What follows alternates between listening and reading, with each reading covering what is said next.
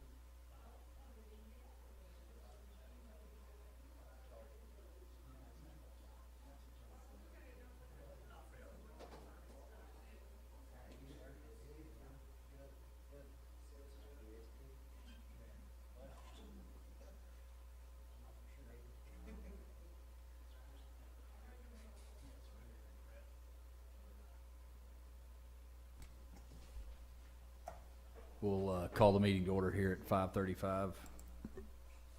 Drew, will you provide our invocation, please? Pray with me, please. Father God, we are so grateful to be in your presence and have the opportunity to serve our community. Father God, I just ask that you give us wisdom and knowledge to do that well in accordance with your will. It's in the name of Jesus we pray. Amen.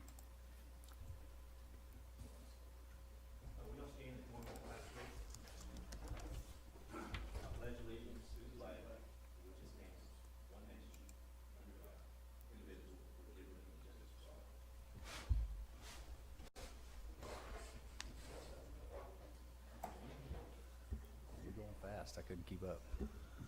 Roll call, please. Kevin Keener, Here. Drew Jackson, Here. Clint Horner, Here. Shane Knight, Whitney Kerr. Here. First order of business is consent items. We have one item there, 1A, consider approval of regular meeting minutes of January 4th, 2022.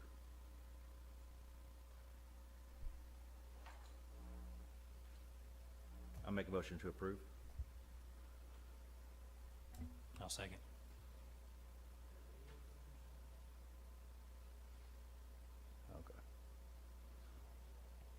Okay. We have a motion and a second. Call for a vote, please.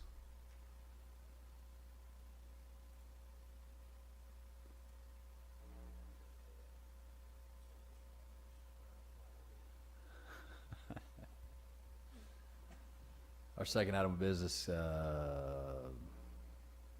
there's no consent items to be removed. Number 3, information items, community development updates. Danielle?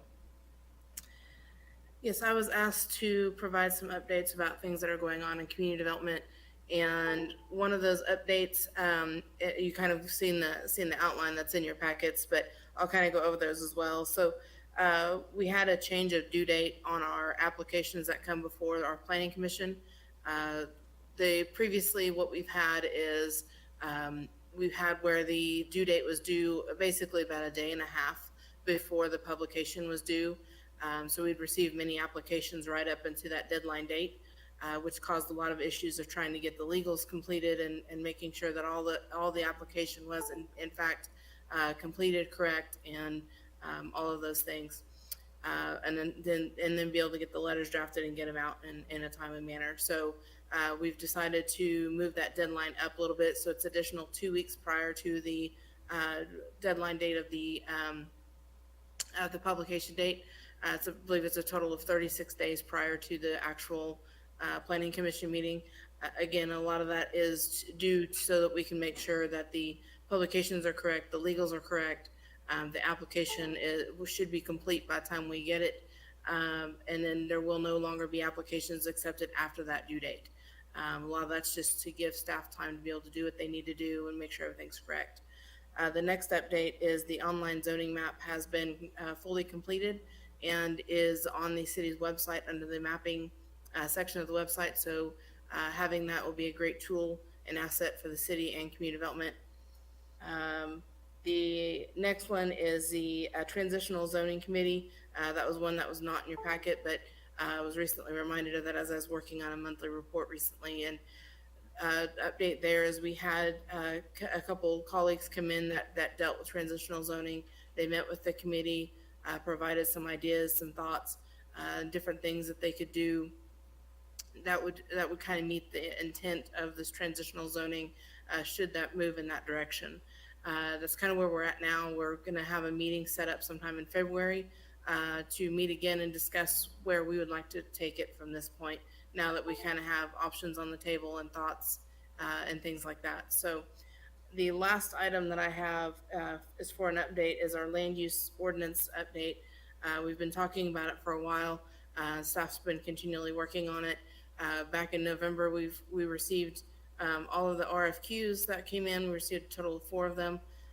We are now going to have an item on the council agenda next week for a recommendation and hopefully be able to move forward with a contract and be able to get that project fully going to where we're actually doing some land use updates. If you have any questions, I'd be happy to answer them, but that's pretty much all the updates that I have at this point in time for community development. We're still working on a lot of things going on, but we're making progress on things as well. I do have a question on the map that's now available. That is I just want to clarify, that's the current zoning map. Correct. Okay. Yes. Is there a future land use map that's available or will be available? It is available. We had some issues of trying to get it uploaded, but that should be done. I think we tried right before I left last week, and we didn't jive right with it. But I will work on that when I get back in the office next week. I do know that just looking at the one we do have now is really helpful on referencing, and so that's a Yep. nice addition. Indeed. Any other questions?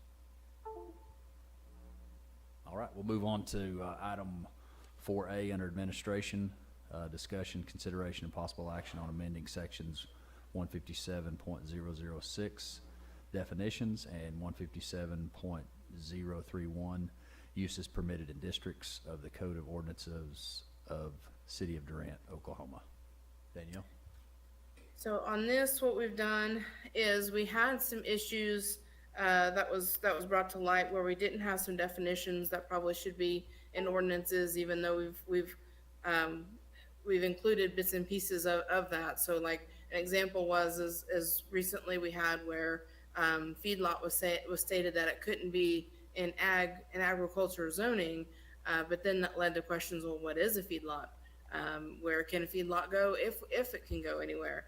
So staff did a lot of research as far as looking at what other cities are doing, and believe it or not, there are quite a few cities that do have it as basically how we do, where they have it listed saying it's not allowed, but they don't have a definition. Staff was able to find a definition out of Oklahoma City for a feedlot that is included in your packet. So what we did is we did an updated definition for feedlot, for motor freight terminal, as well as stockyard. On top of that, staff did go ahead and include in the use table stockyard and feedlot. And then you'll also notice within the definitions there it gives certain like lot size requirements, as well as kind of some different things that's specifically to do with feedlots or stockyards. That's kind of a general overall view. I'll be happy to entertain questions or comments at this point.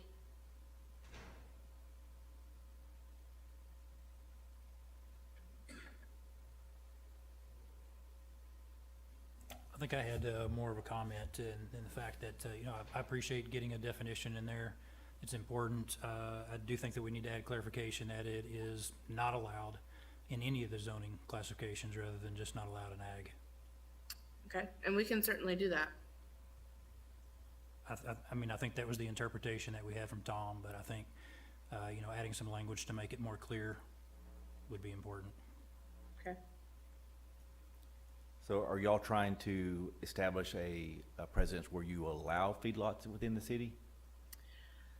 Well, in my thought process of looking at it was, if we're going to have a definition, then we might need to have where we're expected to put those. If we don't want to allow them at all, then that's perfectly fine, and we probably need to put some language in there just essentially saying that they're not allowed within city limits.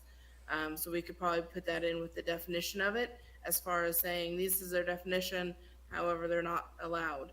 But I felt like if we had a definition, then we need to either have it as a place where it's an allowable use table or something along those lines. In the use table for both the stockyard and the feedlot, I did put in there as far as being restricted, which would require it going through the conditional use permit process, which would have to go through planning commission and city council. I know 20 acres is not a whole lot for a feedlot, but can work for a feedlot, but that is cramming quite a bit of animals and stock into a small area. If we do that within the city, then there's going to be other issues that resolve that are an issue with that. So, I would probably not be comfortable with a 20-acre minimum lot size. Okay. I think you're looking at maybe a larger cow-calf operation that is maybe feeding out what they wean, and and not necessarily a West Texas traditional feedlot. Right. That's just my opinion.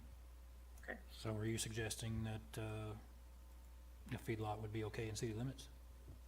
Oh, no, I don't think a feedlot would be okay at city limits. I think that if somebody owned 100 acres and they were doing a cow-calf operation with it, and they fed out some yearlings, that's within that operation, that might be okay, but, would be considered maybe a feedlot.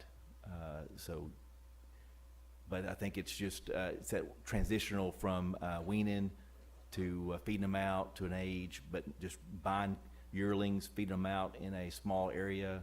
Is that something that we want to start accepting within the city limits? That's why I would say no.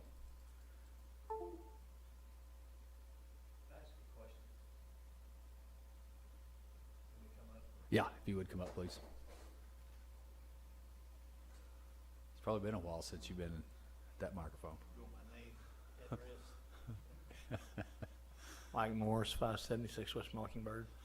My question is, does the state have a definition for a feedlot? I'm wondering why we're having to come up with a custom definition to meet our needs or our desires. And so is there a definition from the state on what a feedlot is? The USDA does have a definition, but that was the only definition I was able to find, and that's largely where our definition came from, but also using Oklahoma City's definition, because they had quite a few stockyards. You And mean the city of Oklahoma City? Is that who it correct, means? correct. So the state does not have a definition, is what you're telling me. Not that I found. So every city in the state that has cows has to come up with their own? Is that what it amounts to? Seems kind of funny to me. Based on what I saw in other cities during the research, is a lot of them handled them exactly like we did. We said they're not allowed in ag areas, and then there's no definition, there's nothing else with that. So in other words, that doesn't seem to do much for us. Correct. I just wondered, it seems silly to me if we go the trouble to make our own custom definition, there was already one out there offered by the Right. state. Right. That's just And that's why we my used opinion. Oklahoma Cities. And And that goes for the other things too, obviously, that we're doing the same thing with. Okay. So, Yep. Another question I've got is that, as Durant grows and we're trying to control growth, what happens when there's a housing addition right beside an existing feedlot or a lot that we have allowed to exist and it's within a half mile? that's a very good question, actually. And because within that definition, we say that it can't be within a half mile of a residential district. So you're right. I mean, that's something that we'd have to figure out how we're going to be dealing with, because if we say, okay, we're going to allow them in these certain areas, which is mainly I put it as ag and industrials restricted, but I mean, we still could have, especially in ag, we still could have some areas where it touches a residential district, or could in the future. Right, so I do think there is some value to neighbors' land that we allow, or if we ever do allow feedlots, would diminish the value of those neighbors, because now they may not be able to sell it for R1, it's just limited to what they can do with it. Correct. So I have a question on the feedlot, commercial feedlot, and on the stockyard. So we do have definitions now, but, and you may have already said this, but we still don't have them in a zoning class. Is that right? That's also included in the packet, is the uses permitted in districts. It's there's listed as agriculture stockyard, and it's listed as restricted in ag as well as industrial.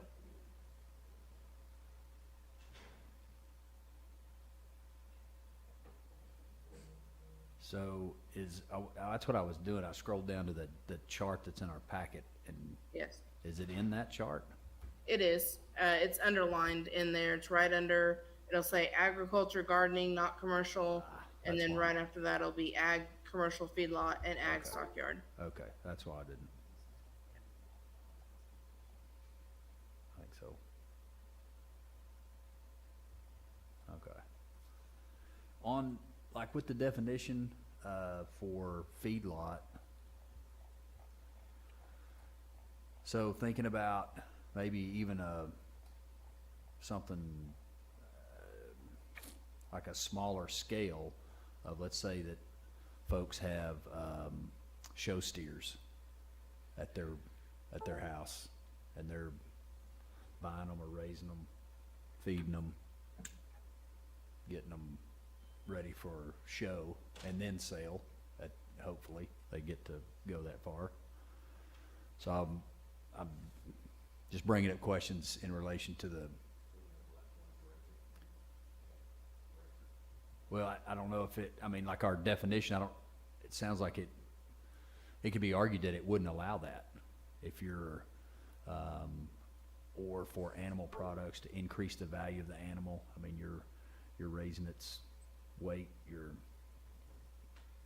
maintaining it. You're not having it roam around, lose weight. You're feeding it out, or I don't know if that's a technical term, but Yeah, I think one of the key words is going to be commercial use, or for animal products, and that would obviously be for sale of meat, slaughter, that type of thing. And then to increase the value, yeah, that would be for sale. But it does also add in there, the primary enterprise is to feed and market animals. So if that's the primary enterprise versus just raising a cow and selling it, it's a little bit different. so say that again. What's different about that?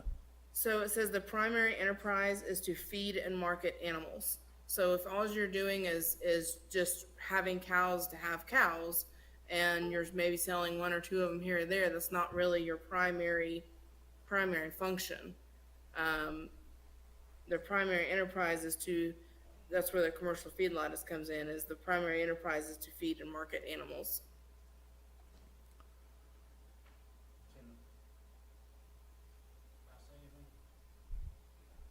Yeah.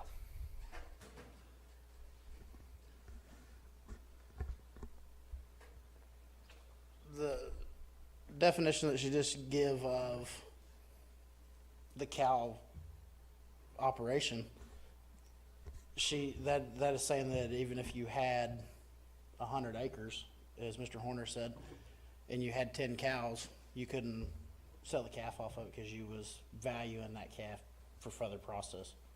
Correct? Well, I think That's the way that's the way she's reading it. well, saying in the there. primary enterprise. So that Yeah. was her point, is adding the primary enterprise is to feed and market the animals. But every bovine is actually what they're called, is a bovine.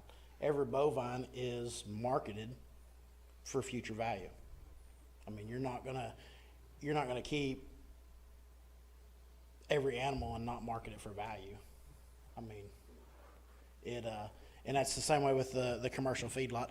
The USDA does have a definition for a commercial feedlot. The USDA's definition for a commercial feedlot is 250 head or more, according to Josh Adams from the Bryan County office. They don't have a land minimum, land maximum.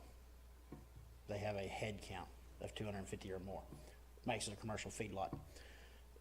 The commercial feedlot, as the definition's been given over and over to community development and Mr. Markham, for a commercial feedlot definition, it should have in there that you're marketing for slaughter in the definition, correct? Since that's the USDA definition.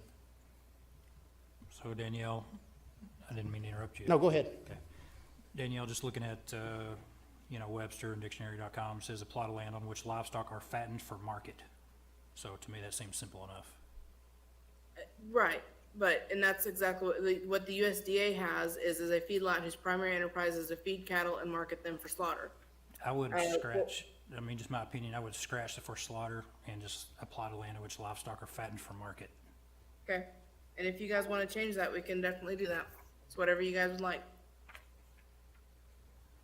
So, But, excuse me. one thing that I'm a little concerned about is, Danielle, do you have any idea how many people have cattle or horses in city limits at this point, and who we're gonna implicate with these new ordinances? I do not off the top of my head. Because, I mean, my concern is, I mean, there are rules against having pigs, but there's really not a lot in the ordinances right now as to cattle and horses. And on one hand, you want to keep your definitions vague enough that it will apply to a lot of situations, but on the other hand, if you get it too vague, you're going to wipe out everybody, and it's not any better for us to set up an ordinance system where we've got 500 people in the city limits who are in violation of it than it is. I'm a little concerned about whether or not people would have, because obviously in downtown Durant, in the central parts of the city, I don't think you're gonna see a lot of cattle roaming in the backyards. I mean, that's just not a thing. But when we get to the outskirts, I'm a little concerned about people keeping cattle on a few acres, and truthfully, if you're grazing cattle, I mean, you're just running into some problems there. So, that would be one thing that I would wanna know before we swing out and do this is, obviously the commercial part of it is important and is gonna be crucial, but at least with the definition of commercial that we're using right now, that's very, very broad, and I'm concerned about who's on the outskirts of the city that we may implicate accidentally. I think one way you could solve a little bit of that is a minimum acreage, like you have 20 acres, but also, maybe one, bovine to 4 acres. So if they have a 20-acre plat, they can only have, five bovine.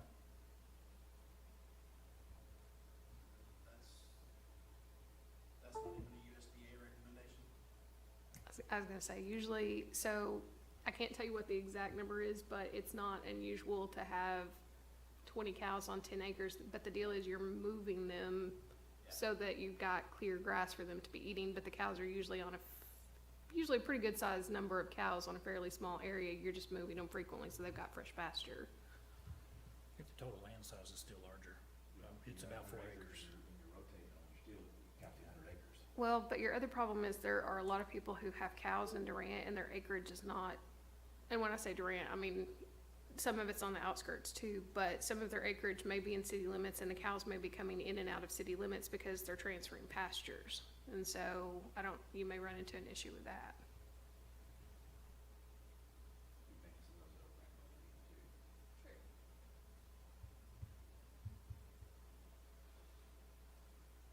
That's a question too on how does that work?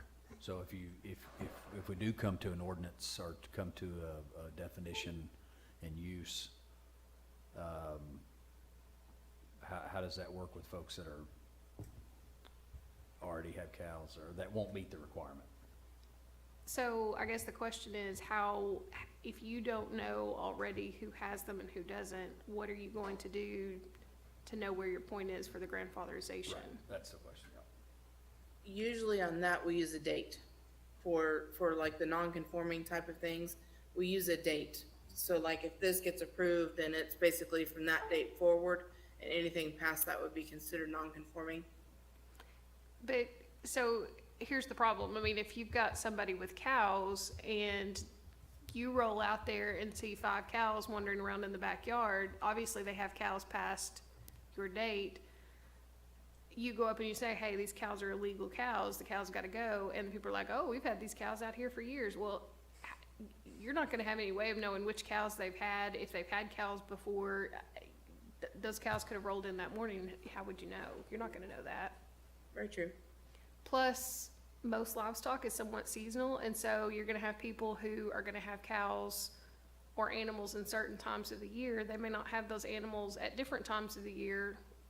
I mean, if you've got FHA kids and stuff like that, or FFA kids, yeah, they may have animals all school year, but not keep the animals in times when schools are out or summers or things like that.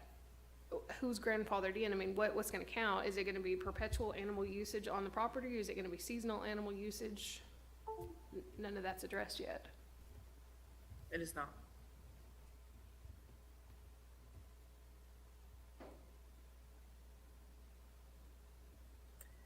the main purpose of this was to get some definitions in place. And I'll take whatever lead you guys ultimately want to do with. A couple options we can do is we can kind of continue doing some research, and figuring out the next steps to this. But I was asked to just try to get some definitions so we can try to get some things off the ground. So if we need to take some more time on this, we can do that, or if you guys have other opinions on how we need to handle this, I'm happy to hear those as well. Was the purpose of this to control the size of the acreage or the amount of cattle that's on the acreage? I think the biggest purpose was so that there would be some definitions in place of how, that way if we had a situation come up again as far as, well, what do we mean by a feedlot? What do we mean by a stockyard? What do we mean by this? And then the next question that I had whenever I was like, okay, well, we have a definition, but how do we handle it? And so that's why we kind of took that next step forward on the use table.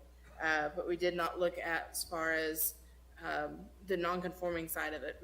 I've been giving it some thought, but I did not include that in the ordinance at this point.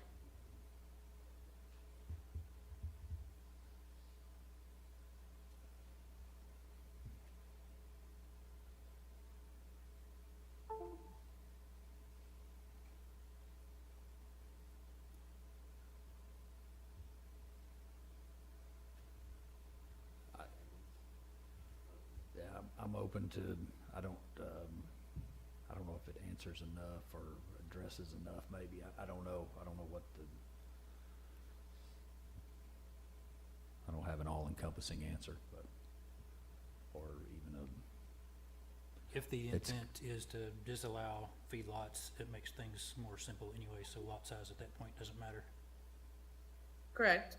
And, if you guys have a recommendation for staff as far as the direction that you would like to go, then that's to either disallow them completely and then we can reconfigure the definitions, or if we want to allow them at all, I guess is one question. I have a question for Whitney. We've got so looking at in the zoning classification chart. So, commercial feedlots would be restricted in ag, in A1. So, conditional use, most likely. So, is there a way to address when we have that case of, hey, these folks say, hey, we've been doing this is an ongoing operation, to get them a conditional use permit to allow that to continue? Is that a way to, or is that just I don't know. I don't know. That's just I don't know if that's a way to handle it. Well, the only problem is we can't start just handing out conditional use permits. I mean, there's still a process that they're supposed to be going through. And so then the question becomes, are we going to make each one of those pay for that process and jump through those hoops? Right. Are we going to ask city council to give some kind of uniform blessing to this group of people? And then the question becomes, well, if this group gets this blessing this way, then why doesn't everybody else get the same benefit? I mean, it's a really, and honestly, this is a headache that goes on with anything new that you're trying to do. I mean, it's trying to figure out the limits and how to make it happen and work. I don't think the conditional use permit process is any better than treating it as grandfathered in. I think it's just trying to establish that baseline for what counts as being grandfathered and what doesn't. Yeah, 'cause some people could get approved, some may not, and it could be a mess. If this, I guess on whatever happens with this tonight, as far as if it comes back in a new version or something like that, it doesn't have to be, it just has to be on the agenda and published we're not having to mail out. No, there's no publications for the planning commission side of the meeting. Okay. So, and that's why it's listed as discussion or discussion item as well, so we can just discuss it and take Okay. no action. Okay. Or I would just ask for any guidance that you guys would like to see within that, and then we can put something together for the March meeting if needed, if you guys need more time, or however you guys would like to proceed.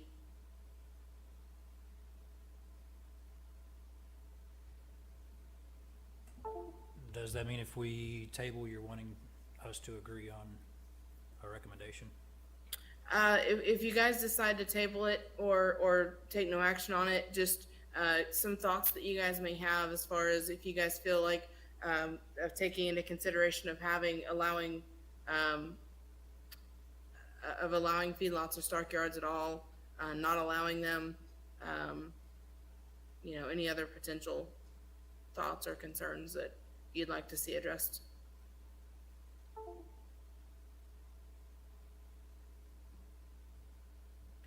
Truthfully, I mean, Danielle, as far as the basic definitions, my thoughts are that you're gonna need to define what you mean by commercial, and you're gonna have some kind of baseline for what is or isn't included in this feedlot definition, because technically, if I get real creative, I mean, this is gonna apply to anybody who's raising an animal for any kind of value whatsoever. So I think we need to have some discussion of what numbers are we talking about, and I'm not particular. I don't know what number. I'm not suggesting a particular number here. I mean, but I think that you do need to be more specific about where that line's gonna fall for what is or isn't a feedlot. Okay.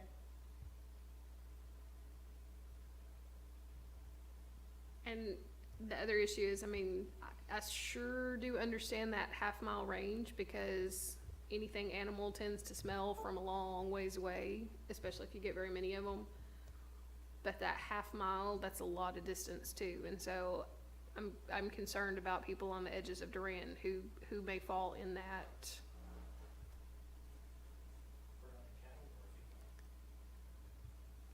Less concerned about a feedlot, because I don't think there's very many feedlots in the area that would be in city limits.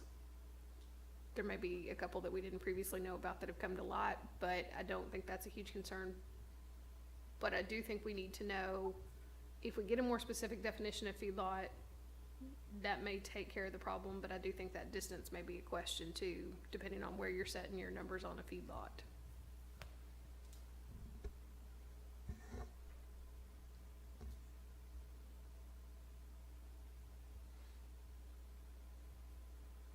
Okay.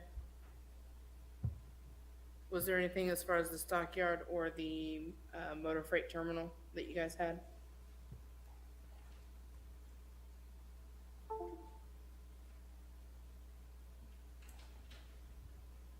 I question whether Stockyard should have any possibility of being in ag.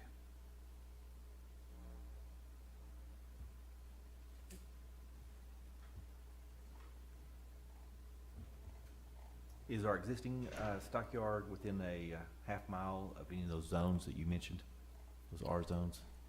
The current one, It would appear it would be. I was gonna say it might be with across the street, but I know there's some commercial that runs along there, and I'm not sure how deep that is off the top of my head. So if this was it's adopted, within- would that be a grandfathered in? Most likely, yes.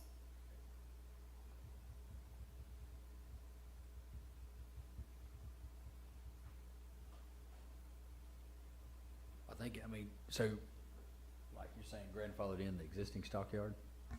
I think it'd have to be, wouldn't it? I mean, I don't know that it. Yeah. Okay.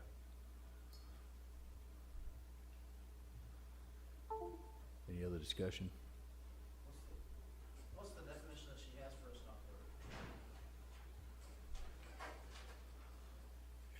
Let's see. It's currently stockyard services involving the temporary keeping of transient livestock for slaughter, market, or shipping. Typical uses include stockyards or animal sale yards.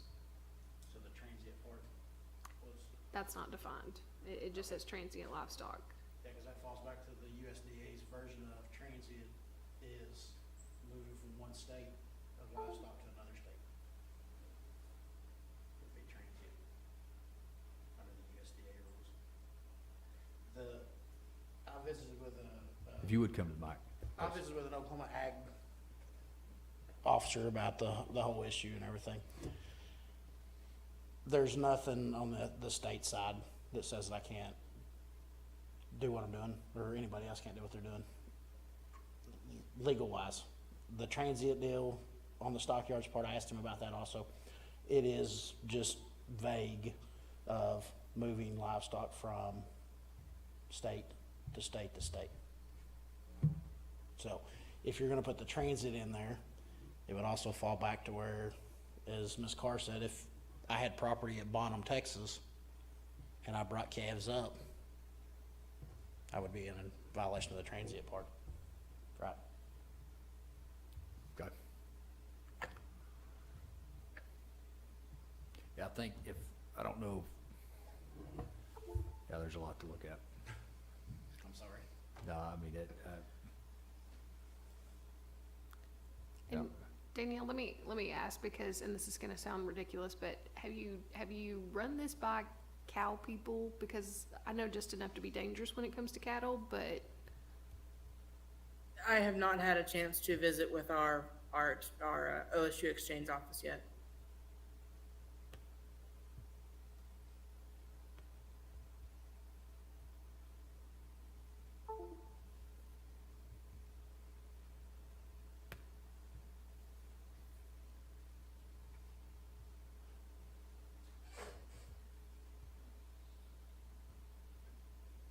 Any more discussion?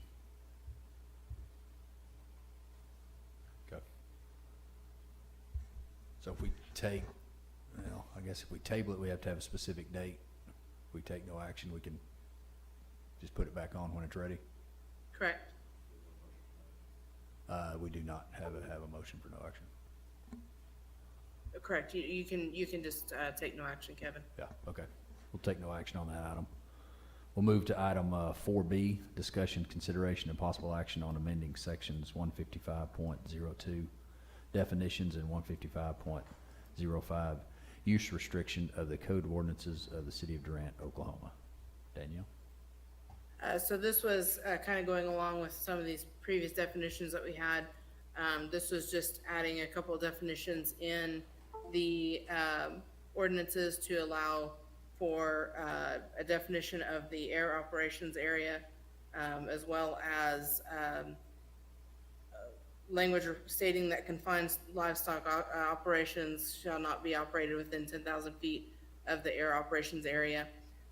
That was two different areas of the ordinance that we kind of updated. They are working on a long-range plan for the airport, but it is not completed yet. Our consultant did look at this and seemed fine with the definitions that was given.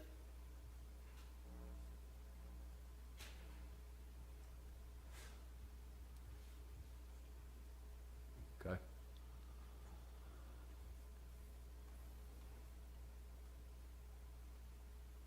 Whitney, do you see any,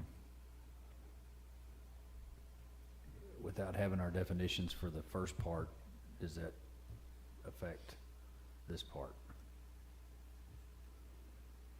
it does a little bit, because some of the implications are still gonna apply. If you don't have if you don't know what your feedlot definition is actually gonna be, it's hard to go ahead and enact an ordinance that says, hey, here's our rules that we're gonna put in relation to feedlots, but we don't know what a feedlot is. That being said, I don't necessarily have an issue with this section, other than that question of the definition of the feedlot.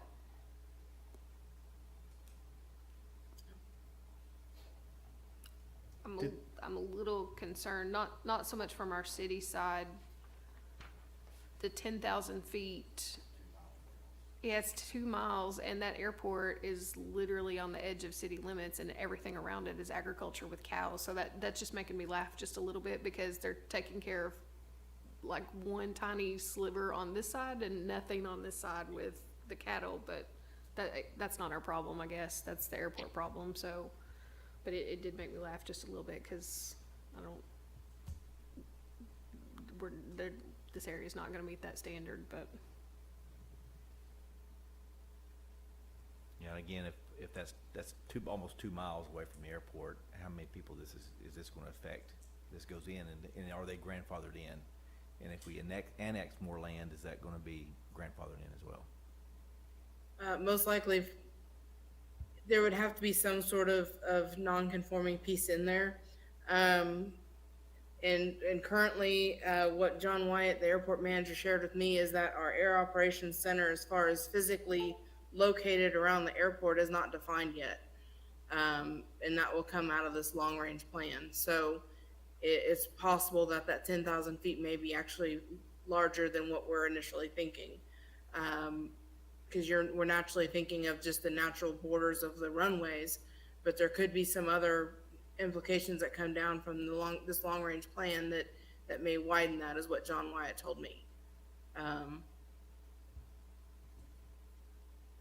So it could change, but if it's outside of city limits, we have no jurisdiction in that area at this point anyways.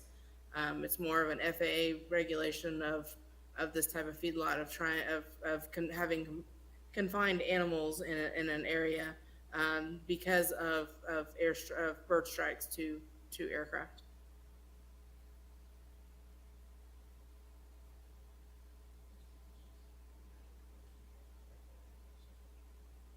For that to just be feedlots.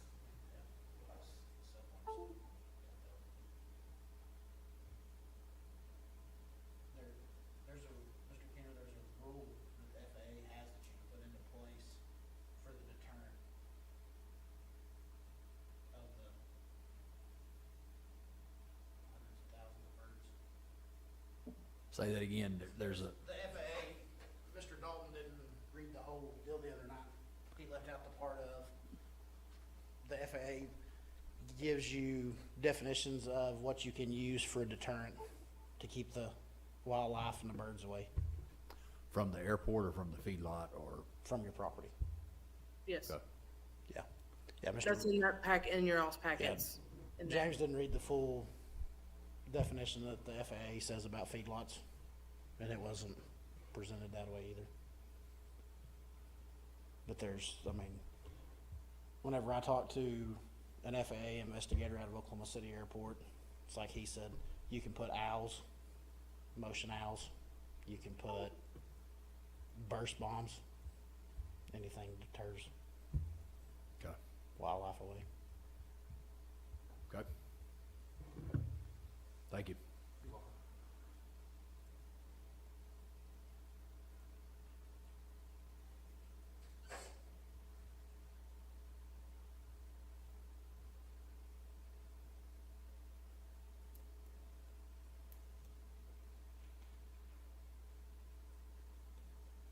Any further discussion?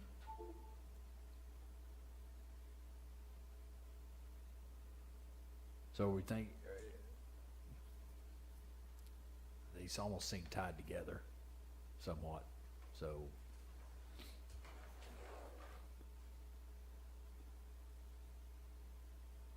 just have to have a motion on.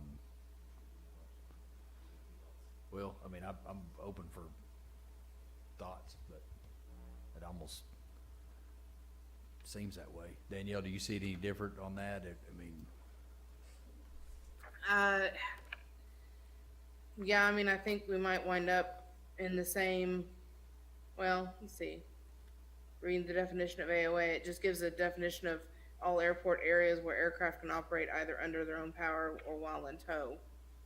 Includes runways, taxiways, and then the other one would, where it talks about the confined livestock operations. I think not having a definition for feedlot may confuse things.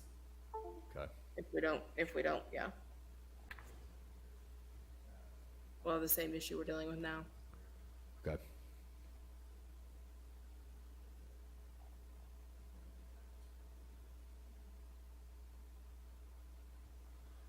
Okay, if we don't have a motion, then we'll take no action on that one. I don't want to cut anybody short if anybody had any comment.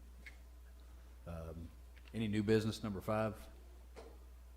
I pretty much shared everything I have with you as far as updates and all that, Okay. so, we'll continue moving forward on these items, and I'll work on everything else. Okay, thank you. Thank Do you. Do Do we have a motion to adjourn? I'll make that motion. I'll second.